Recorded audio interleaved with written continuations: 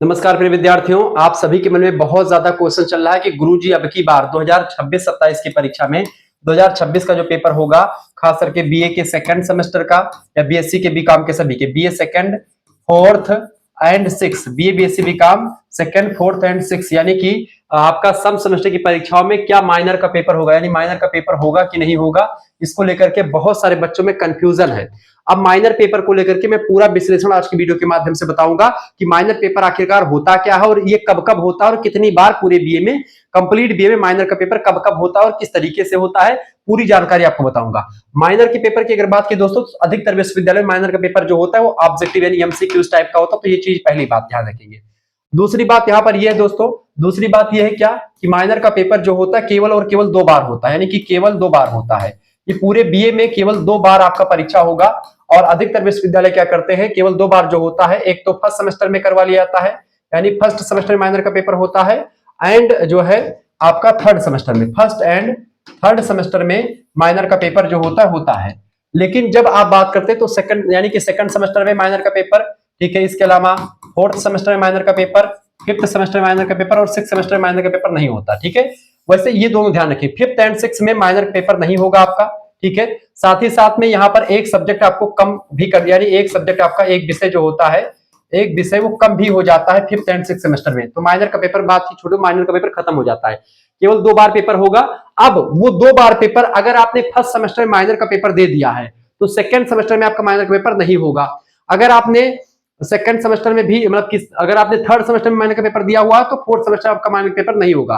अगर आपने थर्ड में नहीं दिया माइनर का पेपर तो आपका फोर्थ सेमेस्टर में माइनर का पेपर होगा।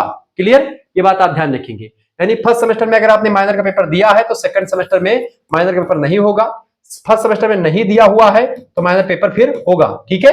अगर ऐसे यही बात है, थर्ड सेमेस्टर में अगर दिया है तो फोर्थ में नहीं होगा, और अगर थर्ड में आपने नहीं दिया तो फोर्थ में जाकर के होगा। ये बात ध्यान, केवल 2 बार होगा, एक ईयर में केवल 2 बार, मतलब एक ईयर में केवल 1 बार ही देना होता है, चाहे आप फर्स्ट सेमेस्टर में दो, चाहे सेकंड सेमेस्टर में दो, चाहे थर्ड में दो, चाहे फोर्थ में दो, बस, ठीक है। ये बात है, माइनर का पेपर हमेशा अधिकतर विश्वविद्यालय ऑब्जेक्टिव करवाते हैं, कुछ विश्वविद्यालय जो पेपर माइनर का बनता है वही मेजर का भी बना देते हैं, ठीक है। ये बात आप, जैसे सिद्धार्थ यूनिवर्सिटी और राम मनोहर लोहिया, ये सब वीर बहादुर सिंह पूर्वांचल माइनर का पेपर ऑब्जेक्टिव बनाने लगे हैं।